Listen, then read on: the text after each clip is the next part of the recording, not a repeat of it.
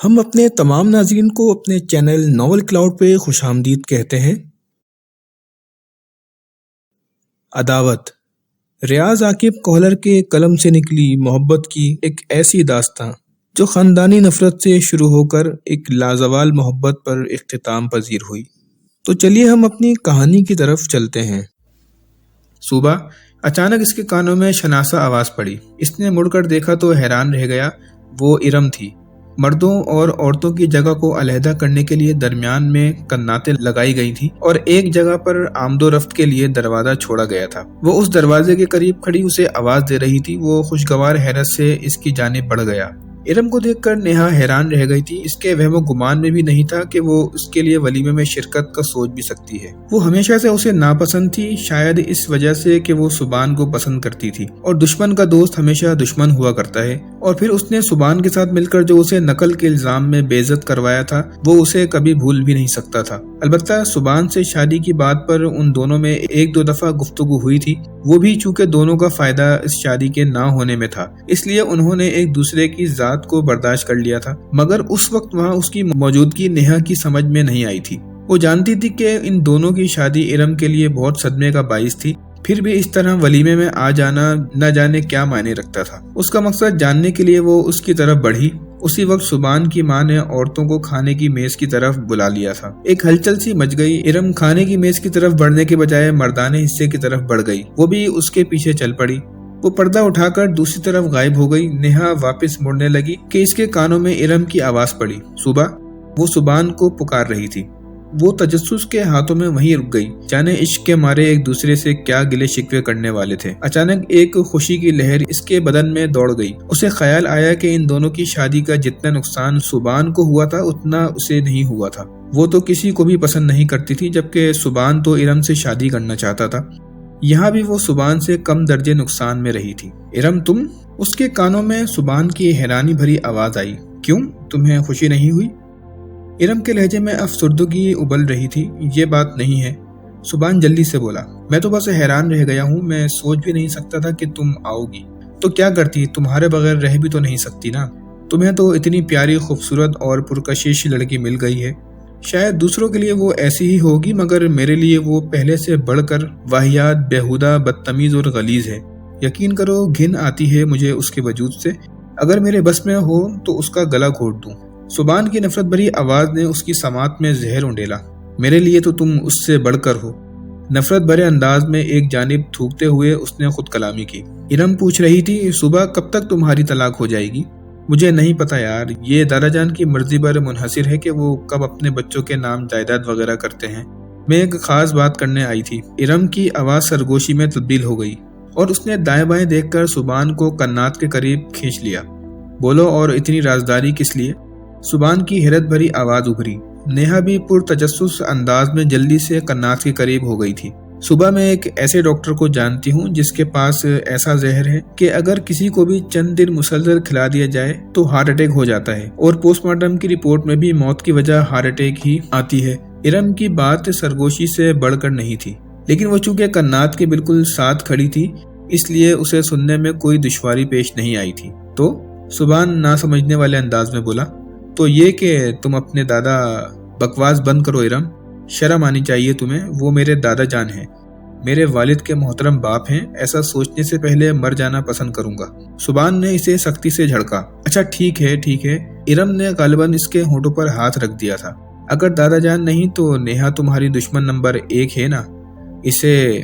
ارم نے اپنی بات نامکمل چھوڑ دی تھی۔ نیہا کا دل اچھل کر حلق میں آ گیا تھا۔ وہ سوچ بھی نہیں سکتی تھی کہ ارم اس بارے اس حد تک جا سکتی تھی۔ ارم، تمہارا دماغ جگہ پر ہے، ہوش میں ہو نا؟ تم مجھے ایک بے گناہ کے قتل پر اکسا رہی ہو۔ میرے دل میں اس کے لیے جتنی بھی نفرت ہو، وہ مجھے کتنی ہی بری کیوں نہ لگے، مگر باخدا میں ایسا سوچ بھی نہیں سکتا۔ اس شادی میں اس کا کوئی قصور نہیں ہے، وہ مجھ سے بھی زیادہ تنگ ہے۔ اور خبردار، اگر دوبارہ ایسا بےہودہ اور شرمناک مشورہ دینے کی ہمت کی، اب یہاں سے دفع ہو جاؤ۔ زندگی میں پہلی بار اسے سبحان کے الفاظ اچھے لگے تھے۔ وہ جتنا بھی قابل نفرت ہوتا، کم از کم ظالم نہیں تھا۔ وہ ارم کے آنے سے پہلے جلدی سے مڑ کر کھانے کی میز کے قریب ہو گئی، جہاں ایک خوفناک جنگ جاری تھی۔ میز کے قریب رک کر بھی وہ اسی جانب دیکھتی رہی۔ تھوڑی دیر گزرنے کے بعد اسے بے چینی ہونے لگی۔ وہ ایک بار پھر اسی جانب بڑھی۔ कन्नात के करीब जाने पर इसे इरम की मिन्नतें करने की आवाज आई। वो सुबान को माजरत कर रही थी। उस वक्त नेहा का दिल चाहा कि सुबान इसे बेइज्जत कर दे, मगर ये हसरत इसके दिल में ही रही। सुबान ने बड़ी आसानी से अपनी महबूबा को माफ कर दिया था, और फिर जब सुबान ने इरम से वादा कर लिया कि वो इससे नाराज नहीं है और अब वो जाकर खाना खाए, तो नेहा दोबारा मेज की तरफ बढ़ गई। चंद लम्हे बाद इरम भी उसे खाने की मेज की तरफ आती दिखाई दी। अरे वाह, मैं कहीं ख्वाब तो नहीं देख रही। इरम के करीब आने पर नेहा ने एकदम आगे बढ़कर इसके हाथ थाम लिए। इरम का चेहरा बुझा बुझा था और यकीनन ऐसा सुबान का इसकी तजवीज ना मानने की वजह से हुआ था। मुबारक हो, उसने बदिक्कत तमाम कहा। खैर मुबारक, खैर मुबारक। वो मुस्कुराई। आओ खाना खाओ। नहीं बस अब चलूंगी, सुबह से नहीं मिलोगी? नेहा ने तीखे लहजे में पूछा। हाँ नहीं बस छोड़ो, वो गड़बड़ा गई थी। वैसे अब तुम्हें इससे मिलना भी नहीं चाहिए, अब तो वो मेरा है ना, मेरा सरताज, मिजाजी खुदा, और वो क्या कहते हैं, सरकार साईं। कुछ ज्यादा ही चहक रही हो। इरम के लहजे में तलखी थी। क्यों ना चहकूं, सुबह जैसा शौहर किस्मत वालों को मिलता है। नेहा खुद पर जबर करके इरम को चिढ़ाने का कोई मौका हाथ से नहीं जाने दे रही थी। पहले तो बड़ी नफरत करती थी, वो तो बस यूं ही लोगों को दिखाने के लिए करती थी। नेहा झूठ पर झूठ बोले जा रही थी। इरम की घटिया तजवीज सुनकर इसे जो तकलीफ हुई थी उसका अजाला इसी तरह हो सकता था। सुबह तुम पर थूकता भी नहीं है। इरम ने नफरत से होंठ सुकेड़े। तो क्यों थूके, मैं उसकी जान हूं। वो कहका लगाकर हंसी। थूकेगा तो वो तुम पर, वाहियात औरत। इरम पांव पटक कर चल दी। वो मुस्कुराती हुई दुल्हन दुल्हा के लिए रखे गए सोफे पर आ बैठी। इरम दूर खड़ी इसे कड़े तेवरों से घूरती रही। बेचारी इरम, उसने गोया खुद से सरगोशी की और खिलखिलाकर हंस दी। उसी वक्त ज़ियाउल हक सुबान को साथ लिए नमूदार हुआ। नेहा बैठी थी। खाना खा लिया है? नहीं दादा जान, उसने नफी में सर हिलाया। तुम यकीनन सुबान की मुंतजिर होगी। जी दादा जान। उसने दूर खड़ी इरम को देखकर एक और झूठ दागा।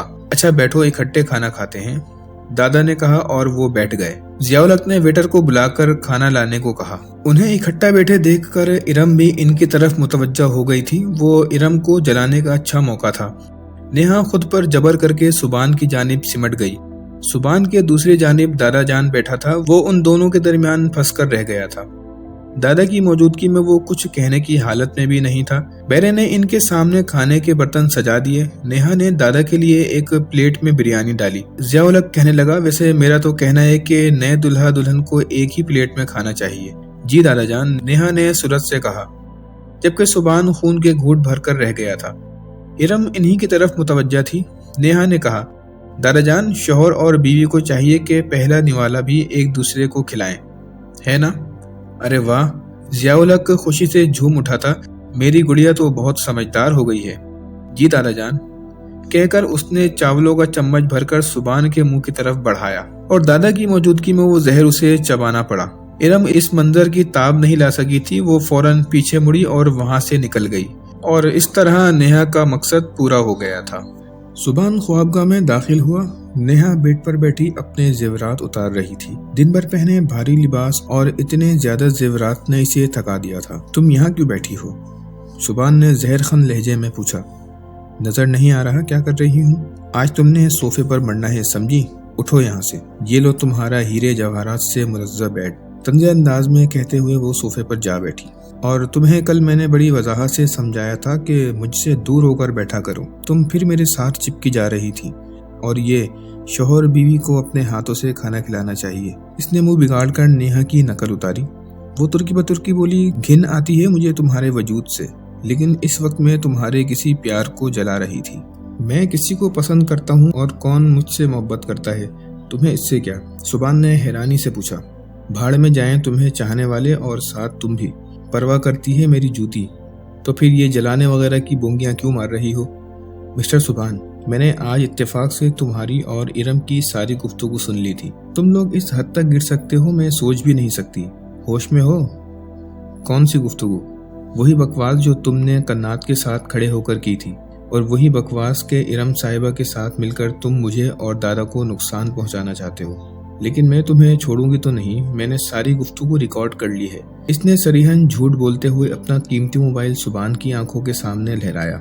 मैं ये सारी गुफ्तगू दादा जान को सुनाऊंगी ताकि इन्हें भी तुम्हारे काले करतूतों का पता चले। तो तुम छुप कर मेरी गुफ्तगू सुनती हो। वो शोला बरसाती आंखों से इसकी जानिब बढ़ा। हाँ, सुनती हूँ। तुम जिसे कम ज़र्फ से कोई बईद नहीं कि कब क्या घटिया हरकत कर गुजरो। वो भी तनतनाती हुई खड़ी हो गई। और मेरी गुफ्तगू रिकॉर्ड करती हो। बेशक वो अपने झूठ पर डटी रही। बताता हूँ तुम्हें। दांत पीसते हुए इसने नेहा के हाथ से मोबाइल छीना। मेरा मोबाइल वापस दो। वो चीखते हुए इसकी तरफ बढ़ी, मगर सुभान ने इसे धक्का देकर पीछे सोफे पर गिरा दिया और जल्दी से मोबाइल से मेमोरी कार्ड निकालकर 2 टुकड़े करके दूर फेंक दिया और मोबाइल को नीचे फेंक कर बूट की एड़ी से 2-3 ठोकरे लगाकर तोड़ दिया। नेहा ने भागकर इसका गिरेबान थामा। तुम वहशी जानवर दरिंदे, पता भी है इसमें कितनी कीमती यादें थी मेरी। गिरेबान छोड़ो वरना दूंगा एक रखकर। सुभान ने इसे थप्पड़ मारने के लिए हाथ उठाया, मगर इसके चेहरे तक लाने से पहले नीचे कर लिया। तुम क्या, मैं मारूंगी थप्पड़। नेहा ने दीवानगी के आलम में 2-3 थप्पड़ इसके गाल पर जड़ दिए थे। सुभान ने एक मर्तबा फिर थप्पड़ के लिए हाथ उठाया, मगर इसे मार न सका। औरत पर हाथ उठाना उसे गवारा न हुआ। हालांकि बचपन में इसकी बेहद पिटाई किया करता था। दूर हो मुझसे। सुभान ने इसे दूर धकेला। तुम मुझे हाथ लगाकर दिखाओ, गलीज कमीने, 3rd क्लास इंसान। वो सिसकते हुए अपने मोबाइल के टुकड़े जमा करने लगी। जाने कितने अहम वाकयात की तस्वीर और वीडियोस इसमें भरी हुई थी। इसने कई बार इरादा किया था कि इन्हें अपने लैपटॉप में महफूज कर ले, मगर फिर किसी और दिन पर टाल देती। अब सुभान की वजह से वो इनसे हाथ धो बैठी थी। आइंदा तुम छुपकर किसी की बातें सुनने और रिकॉर्ड करने में एहतियात बरतोगी। सुभान ने गहरा सांस लेकर अपने गुस्से को कंट्रोल करते हुए कहा। जालिम इंसान, मुझे वजाहत का एक मौका तो देते। वो गुस्से से जल्लाई। मैंने तुम्हारी कोई गुफ्तगू रिकॉर्ड नहीं की थी। ठीक है, फिर ये तुम्हारे झूठ का फल है। इत्मीनान से कहते हुए वो गुस्ल खाने में घुस गया था। कपड़े बदलकर बाहर निकला तो अभी तक नेहा अफसोस भरे अंदाज में अपने टूटे हुए मोबाइल को घूर रही थी। और आज तो मैंने ये जब्त कर लिया। इसके बाद अगर तुमने थप्पड़ मारने की कोशिश की तो एक ही झापड़ से तुम्हारी बत्तीसी निकाल दूंगा। औरत हो, औरत बनकर रहो। मिस्टर सुभान, कल मैं सुबह घर जाऊंगी, शाम को वापसी होगी। जैसे ही मैं वापस पहुंचूं, डब्बा पे एक iPhone 7 यहाँ मौजूद होना चाहिए। ये फरमाइश उससे करना कि जो बदकिस्मत मेरे बाद तुमसे शादी करने की गलती करेगा। फरमाइश नहीं कर रही, धमकी दे रही हूँ। अगर कल शाम तक मेरे लिए मज़कूरा मोबाइल ना आया तो जब तक मैं यहाँ हूँ तुम कोई मोबाइल इस्तेमाल नहीं कर सकोगे। मौका मिलते ही मैं तुम्हारा मोबाइल तोड़ दिया करूँगी। ये मेरा तुमसे वादा है। और मुझे जो थप्पड़ मारे वो किस खाते में जाएंगे? वो मेरा कीमती मवाद ज़ाया करने की जुर्म में तुम्हें लगे हैं। शायद तुम्हें अपनी ज़िंदगी अजीज़ नहीं। मैंने जो कहना था कह दिया। अब इस पर अमल करते हुए या मुझे आजमाते हो, ये तुम पे मुनहसिर है। ये कहकर वो लिबास बदलने के लिए गुस्ल खाने की तरफ बढ़ गई। सुबह उन्हें दादा की निगरानी ही में नाश्ता करना पड़ा। इसके बाद दादा के कहने पर सुभान इसे इसके घर छोड़कर आया था। यूं भी दोनों कोठियों के दरवाजे साथ साथ ही थे। सुभान इसे दरवाजे पर छोड़कर वापस पलट गया था। नेहा के वालिदैन और बहन भाई बेसब्री से इसके मुंतजिर थे। शाहिना बेगम ने इसे गले लगाकर माथा चूमा। इकराम उल हक ने भी दुखी दिल से इसके सर पर हाथ रख दिया। सुभान से शादी तय होने के बाद से वो अपनी बेटी से नजरें नहीं मिला पा रहा था। अपने कमरे में दाखिल होकर नेहा थके हुए अंदाज में बेड पर ढेर हो गई। पूरी रात सोफे पर लेटकर वो बेआराम महसूस कर रही थी। कहाँ 6-7 फीट चौड़ा बेड और कहाँ 1.5 फीट का सोफा। बाजी, चाय बना लाऊं? इकरा ने इसके साथ बैठते हुए पूछा। नहीं, मैं थोड़ा आराम करूंगी, तुम स्कूल जाने की तैयारी कर लो और अम्मी जान को भी कह दो कि मुझे दोपहर के खाने के वक्त ही जगाएं। ठीक है बाजी, इकरा फर्माबरदारी से कहते हुए इसके कमरे से निकल गई।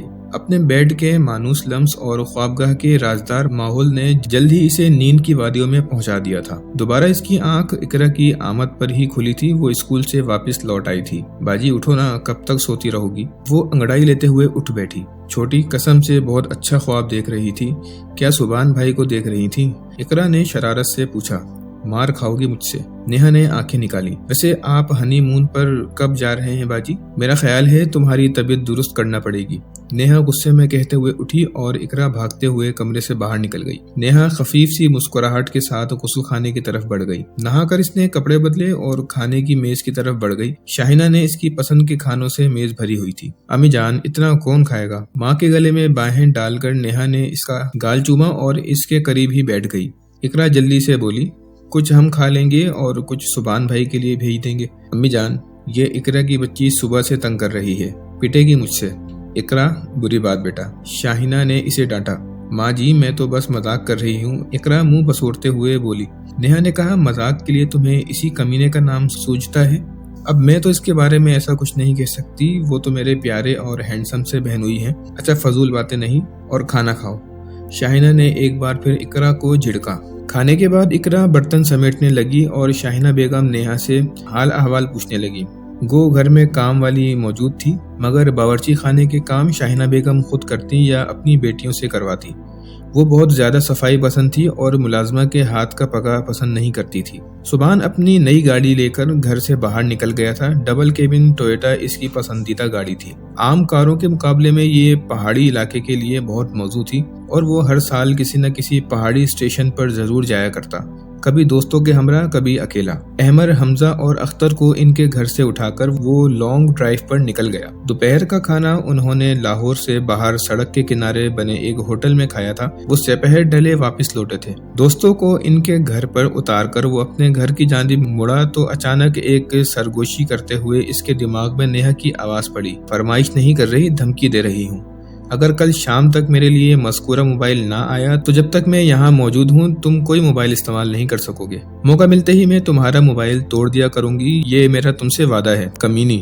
غصے سے کہتے ہوئے اس نے اپنی گاڑی موبائل مارکیٹ کی جانب موڑ دی۔ ایک گھر میں رہتے ہوئے وہ اپنا موبائل اس کی دسترس سے دور نہیں رکھ سکتا تھا۔ ایک جاننے والے کی دکان پر جا کر اس نے ڈبہ پیک آئی فون 7 اٹھایا اور اسے اگلے دن پیسوں کی ادائیگی کا وعدہ کر کے اس نے اپنے گھر کا رخ کر لیا۔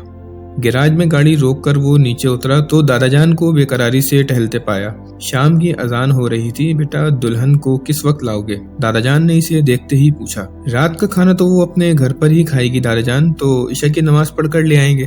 چلو ٹھیک ہے، کہہ کر وہ نماز کے لیے چلا گیا۔ سبحان نے بھی کمرے میں جا کر وضو کیا اور گھر میں ہی نماز پڑھ لی۔ عشاء کی نماز کے بعد وہ اپنی امی کو ساتھ لے کر چچا کے گھر نیہا کو لینے چلا گیا۔ فرخندہ کبھی بھی شاہینہ کے گھر جانے پر تیار نہ ہوتی، مگر دادا جان کی وجہ سے اسے انکار کی ہمت نہ ہوئی۔ نیہا تیار بیٹھی تھی، انہیں دیکھتے ہی وہ اپنی ماں سے اجازت لے کر چل پڑی۔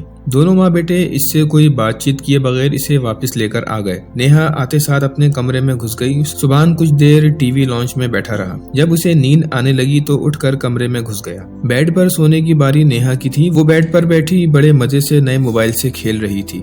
کپائی پر ڈبہ پیک موبائل فون رکھا دیکھ کر اس نے کسی سے پوچھنے کی ضرورت محسوس نہیں کی تھی۔ ویسے تم نے یہ عقل بندی کی کہ کالی باڈی والا موبائل سیٹ خرید کر لائے ہو؟ وہ جواب دیے بغیر اپنا موبائل فون چارجنگ پر لگا کر غسل خانے میں گھس کر رات کے کپڑے پہننے لگا۔ کپڑے بدل کر وہ باہر نکلا اور بیڈ سے چادر اور تکیہ اٹھائے صوفے پر لیٹ گیا۔ آپ تمام سے گزارش ہے کہ چینل کو سبسکرائب کریں، ویڈیو کو لائک اینڈ شیئر کریں اور کامنٹ سیکشن میں کامنٹ کر کے بتائیں کہ آپ کو ہماری کہانی کیسی لگی۔